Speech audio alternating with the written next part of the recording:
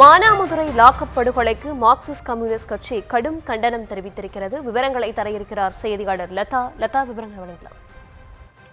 வணக்கம். மானாமதுரை லாக்அப் படுகொலை என்று குறிப்பிட்டு மார்க்சிஸ்ட் கம்யூனிஸ்ட் கட்சியின் சார்பில் கண்டனம் பதிவு செய்யப்பட்டிருக்கிறது. இது தொடர்பாக சண்முகம் வெளியிட்டிருக்கும் அறிக்கையில் கடந்த 5ஆம் தேதி சிவகங்கை மாவட்டம் மானாமதுரை பகுதியில் 2 தரப்பினருக்கு இடையே நடந்த அந்த தகராறில் 6ஆம் தேதி பிற்பகல் 12 மணி அளவில் ஆகாஷ் மற்றும் 4 பேரை காவல்துறை கைது செய்துள்ளது என்றும் இவர்களை எங்கு வைத்துள்ளார்கள் என்ற விவரம் பெற்றோர்களுக்கு தெரிவிக்கப்படவில்லை.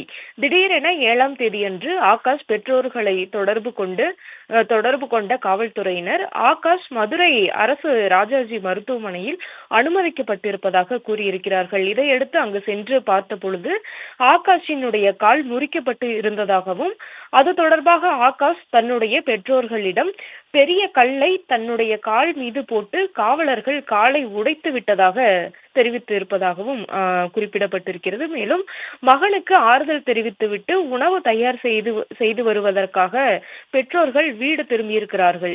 இதற்கிடையே 8ஆம் தேதி காலையில் பெற்றோர்களுக்கு ஆகாஷ் இறந்து விட்டதாக காவல்துறையினர் தகவல் தெரிவித்துள்ளனர்.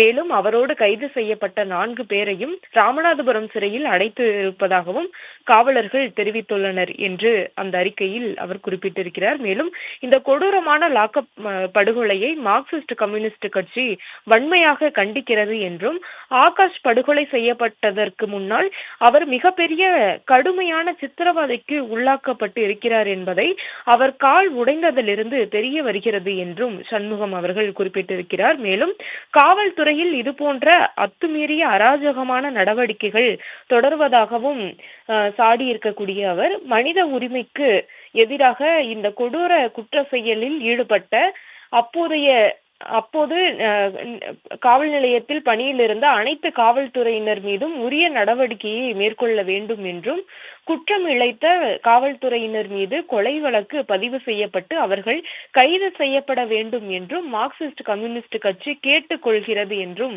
அதில் அவர் குறிப்பிட்டிருக்கிறார். அதே போல உயிரிழந்திருக்கும் ஆகாஷ் குடும்பத்தினருக்கு வன்கொடுமை தடுப்பு சட்டத்தின் கீழ் நடவடிக்கை எடுக்க வேண்டும் என்றும் அரசு வேலை அந்த குடும்பத்தில் ஒருவருக்கு அரசு வேலை கொடுத்து உதவிடுமாறும் அந்த கட்சியின் சார்பில் அவர் கேட்டுக்கொண்டிருக்கிறார். விவரங்களுக்கு நன்றி.